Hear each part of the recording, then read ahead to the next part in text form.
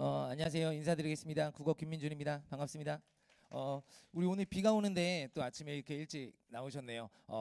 이렇게 오신 만큼 또 조금 중요한 정보 그리고 조금은 알찬 정보 이렇게 전달 드려보도록 할게요. 자, 기본적으로 우리 중동 내신에서 국어가 어떻게 진행된다라는 건 이제 어느 정도 다 아실 거라서 그런 부분은 간략간략하게 짚고 넘어가고요. 어떻게 준비할지를 조금 말씀을 드려보도록 할게요.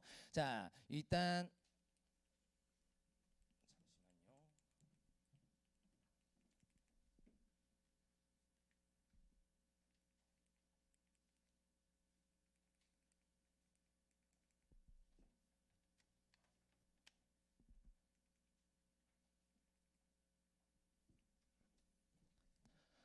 네, 말씀드려 보도록 할게요. 자, 일단 천재 2 교과서 사용하고요. 자, 우리 교과서에서는 문학하고 문법 중심입니다. 그리고 요약 이렇게 세 지문 나온다라는 거 체킹하시면 되겠고요. 우리 평가 구성에서는 여기 부분만 조금 체킹하시면 될 것 같아요. 수행평가 40%의 동그라미 한 번만 치시면 될 것 같아요. 자, 요 40%는 뭘로 나오죠? 질문입니다. 제가 지난번에도 한번 말씀드렸던 것 같아요. 질문입니다. 40% 뭘로 나오죠? 네, 요약으로 나옵니다. 그만큼 요약은 중요하다라는 거 아이들 발표 수업으로 진행한다고요. 자, 그리고 나머지 우리 점수는 60, 40점 이렇게 된다. 자, 제가 고사별로 작년 기준으로 시험 범위를 조금 정리해 놨고요. 자, 앞에 보시게 되면 지금 빨간색으로 되어 있는 것이 문학이고요. 그 다음 파란색으로 되어 있는 것이 문법입니다. 그리고 검은색으로 되어 있는 것이 독서, 3단원은 독서고요. 그 다음 5단원은 토론학입니다. 자, 그런데 여기서 딱 봐도요. 문학하고 문법이 중심이다. 보이십니까? 네, 그래서 기본적으로 문학 문법에 독서라고 하는 비문학하고 그다음에 토론 단원 하나만 추가되었다. 그런데 토론은요 해마다 들어갈 때도 있고 들어가지 않을 때도 있어요. 그래서 올해는 또 빠질 수도 있다. 이렇게 생각하시면 되고요. 또 한 가지 체킹하셔야 되는 게 지금 1학기 기말고사에 보면 문법만으로 구성되어 있죠. 여태까지 이렇게 한 해는 작년이 처음이에요. 원래 중간고사 때 의문의 변동 일부 들어가고요. 기말고사 때 한글 맞춤법 들어가면서 문학하고 문법을 모두 다 봤었습니다. 그래서 올해는 또 달라질 수는 있어요. 그래서 1학기 때는 현대문법과 현대문학이라고 생각해 두시면 편안합니다. 그리고 2학기 때는 고전문법과 고전문학이 중심이다라고 생각하시면 돼요. 됐죠? 다시요. 자, 1학기 때는 현대문법과 현대문학, 2학기 때는 고전문법과 고전문학이 중심이다라고 생각하시면 됩니다. 자, 요거를 그래도 하나만 조금 말씀드릴까요? 자, 우리 기본적으로요. 의문 변동하고 한글 맞춤법에서요. 의문 변동 같은 경우에는 교과서에 있는 부분만 나가시는데 그런데 문제 자체는 교과서에 있는 부분만 나오지가 않아요. 교과서에요. 의문 변동 전체가 다 들어 있진 않아요. 그런데요. 나머지 의문 변동도 어느 정도 수업을 진행을 하시고요. 심지어 수업을 진행하시지 않은 부분도 출제를 하세요. 작년 기준으로 말씀드리면 우리 사이소리 현상 같은 경우에는 원래 이종교육과정에서 첨가에 들어가 있던 영역이거든요. 그런데 이 사이소리 현상을 수업을 안 하셨어요. 그런데 실제 시험에는 지문으로 외부 지문처럼 해서 출제를 하셨어요. 그래서 의문 변동 전체를 다 보셔야 됩니다. 다 보셔야 됩니다. 그래야 좋은 점수가 나올 수 있고요. 그래서 이때는요, 아예요, 제가요, 교체 축약 첨가 탈락에 해당되는 사례 어휘들을요 거의 한 1000개를 만들었습니다. 그래서 요거 다 분석해서 하나하나 적용해 볼 수 있도록 이렇게 수업을 진행을 할 거고요. 자, 그다음에 한글 맞춤법 같은 경우에 교과서에 있는 것뿐만 아니라 플러스 알파로요. 선생님이 이렇게 던지세요. 전체 조항이야. 근데 한글 맞춤법 전체 조항이요 굉장히 많아요. 50항이 넘어갑니다. 그런데 교과서에 있는 간략간략한 거 빼고 나머지도 학습해라고 던지세요. 그리고 나서 실제로 시험에는 작년에는 반영을 하시진 않았어요. 근데 준비하는 입장에서는 할 수밖에 없잖아요. 그래서 그것 때문에 아이들이 작년에 굉장히 고생했거든요. 그래서 그 부분들까지도 간략간략하게 자료 만들어서 아이들하고 다 확인하면서 넘어가도록 하겠습니다. 그리고 고전 문법에서는 어머님들 많이 아시죠? 세종어제 훈민정음 나란말싸미 딩기게 달아 이런 부분들 형태소로 다 분석해서 봐야 돼요. 제가요 한 가지만 이런 경우요 한 단어만 조금 말씀드려 볼게요. 요거 많이 보셨죠? 홀베이셔도라고 하는 거. 그런데 얘 실제로 발음은 홀바이셔도거든요. 그런데요, 요런 녀석들이요, 제가 지금 한 단어만 가지고 말씀드리는 거거든요. 얘를 마치 형태소를 분석하면 이렇게 분석해서 봐야 돼요. 하 플러스 오 플러스 리을 플러스 열인이유 플러스 바 플러스 이 플러스 이십 플러스 어도. 이렇게 형태소별로 다 뜯어서 봐야 되고요. 자, 요때 하는 행하다 두고요. 오는 현재 사용하지 않는 선어말음이 오고요. 리을은 관형사용 전성어이고 열인이웃은 뒤에 녀석을 된소리로 발음하게 하는 된소리보예요. 그래서 얘를 빠라고 읽게 되는 거예요. 자, 얘는 의존명사 겉에 해당되고요. 이는 주격조사 이예요. 이시는 있다의 어가 아니고요. 어도는 연결어이에요. 제가 지금 수업을 하려고 하는 게 아니고요. 수업을 하려고 하는 게 아니고 이렇게 다 뜯어서 봐야 돼요. 하나하나. 그런데요, 제가 지금 중간중간 어미라든지 형태소라든지 이런 단어들을 사용했거든요. 이런 개념들을 모르면 문제를 풀 때 굉장히 어려움을 당해요. 그래서 요때는요, 아예요, 제가요 여기 하나하나에 다 번호를 붙여가면서 분석합니다. 그러면 제가 원문을 주면 아이들 그대로 원문에 제가 판서한 내용을 그대로 쓸 수 있어야 돼요. 요때는 패스페일이에요. 그래서 하나라도 못 쓰면 집에 못 갑니다. 그렇게 해서 완벽하게 점검해서 외우면 그걸로 끝나는데, 그렇지 않으면 그냥 바닥 깔게 돼요. 요때는 쥐지쳐요, 애들이요. 포기합니다. 그래서 포기하지 않고 모두 다 외우고 암기할 수 있게 해야 됩니다.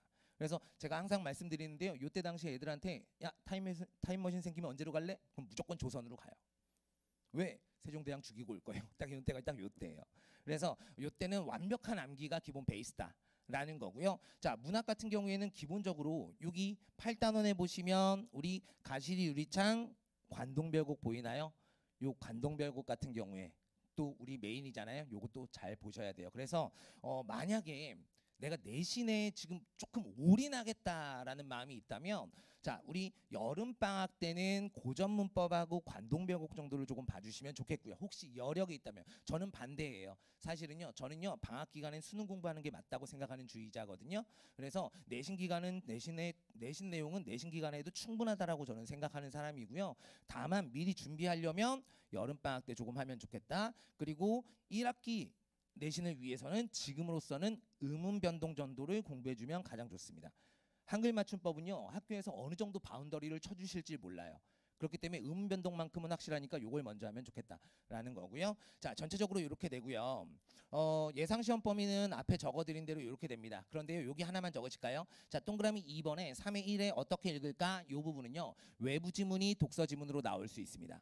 외부 지문이 독서 지문으로 나올 수 있습니다. 자, 이 얘기는 무슨 얘기냐면요, 지문의 내용하고 교과서의 내용하고 전혀 무관한 외부 지문이 작년에 나왔어요. 그래서 아이들이요, 시간적 압박을 굉장히 크게 받았던, 그래서 독서 자체를 읽어낼 수 있는, 텍스트를 읽어낼 수 있는 능력이 굉장히 중요하고요. 시험 특징 말씀드릴게요. 자, 1학기 때는 비문학 세 지문, 2학기 때는 소설 세 지문. 제가요 시간이 조금 없다 그래서 조금 빨리 말씀드릴게요. 괜찮으시죠? 요 정도 속도. 자, 1학기는 비문학 세지문, 2학기는 문학 세지문 이렇게 나오고요. 자, 여기에서는 기본적으로 내가 어떤 문단에 대해서 요약할 때의 요약법을 명확히 아는 것이 중요하고요. 그 요약법은요, 이게 내용이 맞아 틀려에 방점을 찍어야 되는 것이 아니라 학교 선생님의 기준에 방점을 찍어서 쓸 수 있어야 돼요. 그러니까 학교 선생님이 이런 문단은 이렇게 요약했어야 돼라는 정확한 정답안을 가지고 쓸 수 있도록 체화시켜야 돼요. 실제로요, 요거는요, 내가 머릿속으로 이렇게 요약했어야지 정도에서 머무르면 안 되고요. 이런 거잖아요. 방법을 안다고 해서 내가 할 수 있는 건 아니잖아요. 맞나요? 그런데요, 우리 중동시험은요, 시간이 모자라요. 제가요, 객관식 20문제를 15분 안에 풀라고 얘기하고요. 그 다음에 요약을 35분이 마지노선으로 잡거든요. 그래서 25분이 제 목표예요. 그렇게 되면 안정적으로 시험 때 요약까지 다 쓸 수 있거든요. 그런데 내가 요약법을 안다고 해서 시험장에서 바로 쓸 수 있는 건 아니에요. 그렇기 때문에 내가 아무 의식하지 않고 썼을 때 정답 기준에 최대한 가깝게 쓸 수 있어야 돼요. 무슨 말인지 이해되시나요? 그죠? 그렇게 하려면 체화 시간이 분명히 필요합니다. 그래서 꼼꼼하게 피드백 받으면서 수정해 나가야 돼요. 뒤에 가서 보여드리도록 할게요. 그래서 시간 안배를 배려한 시험 전략 필요하다. 자, 요 말은 어떤 말이냐면요, 이런 겁니다. 아이들이요, 첫 시험을 딱 대하면 잘하려고 해요. 그러다 보면 세 지문 중에 첫 지문의 시간을 굉장히 많이 할애합니다. 그래서 뒷지문들을 못 써요. 그런데요, 이 시험은요, 입시예요. 내신은 모의고사랑 달라요. 나의 성적으로 남는 시험이라고요. 제가 조금 극단적으로 아프게 이야기하면 첫 중간고사가 끝나가고 나면요, 한 학교 정도는 날아갈 수 있어요. 서울대는 날라가요. 기말고사 치르면 연대고대 날라가요. 이런 식이에요. 그러니까 이건 되게 웃을 수도 있지만 되게 진지한 얘기이기도 해요. 아픈 얘기이기도 해요. 이게 끝까지 남거든요. 그래서 우리는 시행착오를 겪을 시간이 없다고요. 내신에서는. 그죠? 그래서 내가 적응 못해서 첫 지문에 못 썼어 이렇게 되면 안 돼요. 그래서 아예 제가 아이들별로 다 정해줍니다. 야, 인문사회가 넌 잘 맞니? 과학기술이 잘 맞니? 예술이 잘 맞니? 이렇게 세 지문이 항상 나오거든요. 그러면 자기한테 잘 맞는 거, 그러니까 내가 좋아하는 게 아니라 내가 잘 쓸 수 있는 걸 판별해서 그것을 먼저 쓰는 거예요. 그렇게 순서까지 다 정해줍니다. 그렇게 해서 아이들하고 피드백을 해야 첫 시험에 내가 실력이 아닌 다른 것에 의해서 감점당하는 경우는 없어요. 그렇게 해야 하고요. 자, 그 다음에 두 번째, 제가 예시를 이렇게 보여드리면 이런 식으로 이제 출제가 되고요. 제가 이 내용들 조금 쭉 상세하게 적어놨거든요. 한번 읽어보시면 될 것 같은데 이렇게 기준도 함께 나옵니다. 기준도 함께 나와서 자, 실제로 보시면 이렇게 문단별로 한 문장으로 요약하는 거. 그래서 처음에요. 심지어 첫 주차, 둘째 주차는요. 한 문장으로 쓰는 것도 익숙지 않아서 두 문장, 세 문장으로 막 써버립니다. 실제로요. 자기 버릇처럼 그렇게 쓰는 거예요. 그러니까 아이들이 내용은 다 담겨 있어도 문장 늘어나면 계속 감점돼요. 한 문단을 두 문장으로 세 문장으로 쓰면 그냥 0점이에요. 내용 다 맞아도요. 그래서 이런 것까지 같이 연습해야 하고요. 그래서 결국 네, 요약서 수력은요. 시간 안배 그리고 정확한 독해가 고득점의 관건이다. 그래서 시간 안배 제가 가장 강조하는 거고요. 실제로 시간 같은 경우에요. 만약에 한 지문을 못 쓰면 40점이 서술형이거든요. 그러면 13점에서 14점이 날라가요. 그러면 몇 등급에서 시작하냐면 3등급에서 시작이에요. 나머지 다 맞아도. 그죠? 그러니까 다 쓰고 나서 최소 감점이 목표여야 하고요. 자, 그다음 정확한 독해라는 것은 이겁니다. 제가요. 실제로 학교에 있다가 학원에 나와서 처음 맡은 학교가 중동고고요. 그래서 제가 중동고 단독반도 제일 먼저 이렇게 시작해서 아이들하고 같이 끌고 올라가고 있고요. 수능하고 내신도 모두 책임지고 가고 있거든요. 그런데 제가 첫 해 나올 때부터 서술형을 시작했거든요. 근데 맨 처음엔 학교 정답도 계속 흔들렸어요. 어떤 때는 똑같은 문단 유형인데 어떤 때는 이렇게 답을 제시해 주시고 어떤 때는 이렇게 답을 제시해 주시고 그래서 제가 정답 기준을 알려고요. 한 3, 4년 동안 굉장히 노력했던 것 같아요. 문단별로 선생님한테 아이들한테 이거 가지고 가서 선생님한테 어떻게 요약해야 하는지 알아가지고 와 해서 정답 기준을 제가 만들었어요. 그렇게 해서 지금은 어느 정도 정형화됐습니다. 정형화됐습니다. 그러니까 맨 처음엔 굉장히 많이 흔들렸었는데 학교 답안조차도 지금은 보면요 정제돼서 이제 딱 이렇게 요약을 하는 것이 맞구나라고 생각하면 그 정도의 답안으로 제시해 주세요. 그래서 그 정답 기준에 맞춰서 체화시켜서 쓸 수 있어야 한다라는 거고요. 자, 그다음 두 번째입니다. 시간 조절 실패는 서술형에서 낭패의 지름길. 방금 얘기했어요. 한 지문 날리면 13, 14점 날라가고요. 그렇게 되면 3등급 시작이에요. 제 수업의 목표는요. 객관식은요. 완벽히 학습해서 15분 안에 OMR 카드 마킹까지 끝내는 거예요. 20문제. 그리고 자, 서술형은 35분. 그런데 25분이 목표여야 안정적으로 다 쓸 수 있어요. 그래서 20분대로 내려와야 합니다. 실제 시험에서는 아이들이 문제 풀 때도 시간이 더 걸리기 때문에 네, 이렇게 되고요. 그다음 제가 요거는요. 지금 중동고 단독반 아이들 서술형 하고 있는 예시를 조금 보여드릴 건데요. 자, 세 친구만 조금 보여드릴게요. 자, 우리 첫 번째 친구고요. 제가 이름은 지웠고요. 1주차랑 4주차를 비교해서 보여드릴게요. 자, 지금 1주차입니다. 이 친구 보시면 양이 적죠. 우리 중동고 서술형에서의 요약은요. 핵심 내용을 정수를 딱 쓰는 게 답이 아니에요. 무슨 얘기냐면요. 기본적으로 독자가 채점자가 읽었을 때 어느 정도 지문의 내용이 온전히 담길 수 있게 요약하는 게 중동고 요약이에요. 그러니까 소제목을 찾아내는 게 메인이 아니라고요. 그래서 분량이 이렇게 너무 적죠? 그러면 시간은 30분밖에 안 걸렸어요. 첫 주차인데. 근데 제가 야 얘들아 이렇게 적어야 돼. 다른 사람이 딱 읽었을 때 이 지문의 내용이 온전히 전달될 정도로 적어야 돼. 그래서 충분히 양이 있어야 돼라고 제가 안내했거든요. 근데 이 친구는 그걸 지키지 못한 거예요. 실제로 이렇게 되면요. 14, 15점 정도밖에 점수가 안 나와요. 40점 중에. 시간은 어느 정도 안정적이지만. 그래서 이 친구 제가 매주 아이들 모의고사하고 요 지금 채점된 거 보시면 2번 돼 있을 거거든요.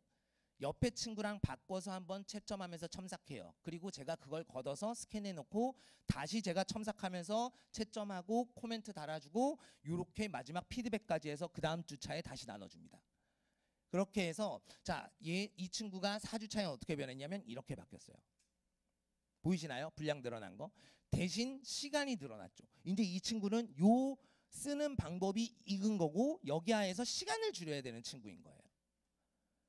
자, 두 번째 친구 보시면 이 친구는요. 첫 주차부터 어느 정도 적응해서 썼어요. 근데 감점은 굉장히 많죠. 시간 40분이에요. 그런데요. 이 친구가 4주 차에는 감점 많이 줄었나요? 요약법이 익었다는 거예요. 어느 정도. 그죠? 분량도 더 늘어났는데도 불구하고 시간은 줄었죠. 이렇게 줄여가야 돼요. 아이들에 맞춰서. 그리고 세 번째 친구 보세요. 35분이에요. 괜찮아요. 그런데요. 다 못 썼어요. 근데 그 다음 4주차 보시면 적정 분량 찾아가면서 시간이 20분대까지 내려왔습니다. 그러니까 아이들별로 이렇게 피드백을 계속 줘야 돼요. 어떻게 해야 한다고. 그래서 제가 매주 이렇게 아이들한테 다시 피드백하면서 첨삭하고요. 그리고 나서 아이들 불러서 다시 전체 앞에 해놓은 거 보면서 다시 전체 피드백하고요. 또 개인별로 전략 정해주고요. 이렇게 해서 갈 거고요. 세 번째입니다. 교과서 범위는 외부 연계 작품이 관건이다. 자, 그렇죠. 우리 아이들이요, 중동 애들이요. 보통 일반고 아이들 같으면 등급이 조금 낮으면요 집중력이 떨어지거나 중간에 정말 포기해서 쥐지치는 경우를 제가 종종 보거든요. 근데 중동은요 그렇지가 않아요. 그러니까 등급이 안 나오는 아이들조차도 굉장히 열심히 해요. 끝까지 수업에 대한 집중도도 굉장히 좋아요. 이 얘기는 무슨 얘기냐면 경쟁이 굉장히 치열해요. 다른 학교도 마찬가지이긴 합니다. 뭐 중동만 치열한 건 아니고요. 제가 조금은 뭐 이렇게 적나라하게 이야기하면 그냥 한 문제 틀리면 한 등급씩 내려가요. 객관식을 다 맞으면 1등급 안으로 들어올 수 있고요. 서술형까지 어느 정도 쓰고 그 다음에 2개 틀리면 2등급 내려가요. 3개 틀리면 3등급 내려가요. 그러니까 결국은 2점 몇 점이 한 등급씩을 갈라요. 국어에서는.